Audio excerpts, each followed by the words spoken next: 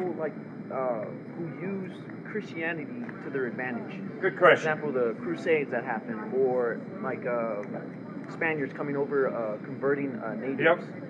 Good question. They just used it to their advantage. How do you explain that? How do you explain that? Are those bad people, or are they doing it for the good of their faith? You explain it very simply by pointing out that Jesus' analysis of the human heart is spot on.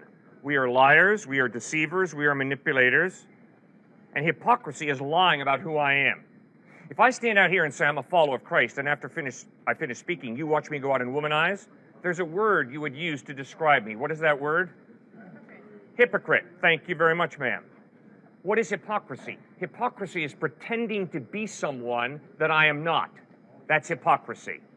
And if you read the Gospels, you'll notice that Jesus reserved his most scathing words for the religious hypocrites of his day. In Matthew chapter 23, 6 times, Jesus calls the Pharisees hypocrites. You hypocrites. What does he do in John chapter 2? He makes a whip of cords, and he physically drives the money changers out of the temple. Why? Not because money's evil, but because those money changers were preying upon pilgrims' desire to worship God in the temple, and they were excessively charging them in changing the currency from their foreign country to the Israelite currency. They were ripping people off. They were using people's desire to know God to make a haul of cash. And Christ was irate, and he kicked them out of the temple. So, don't give the hypocrites that you are exposed to the power to turn you off to the true Jesus, who did not have a hypocritical bone in his body. The reason why the majority of you don't go to church is because of hypocrisy that you see.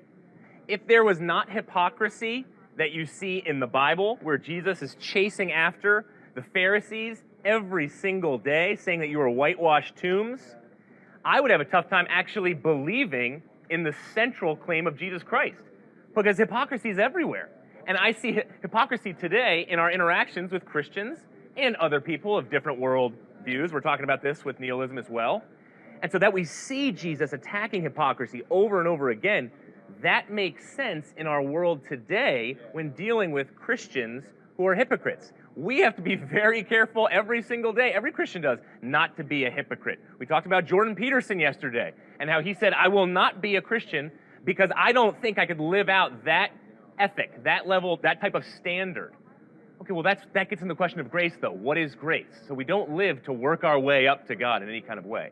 And yet the question is, how consistent are we going to be? But I would certainly hope that none of you would fail to go to the church just because there are hypocritical Christians in that church or hypocritical Christians that you encounter here on this campus. Somebody else have an issue they want to raise? Yes, sir. Hey,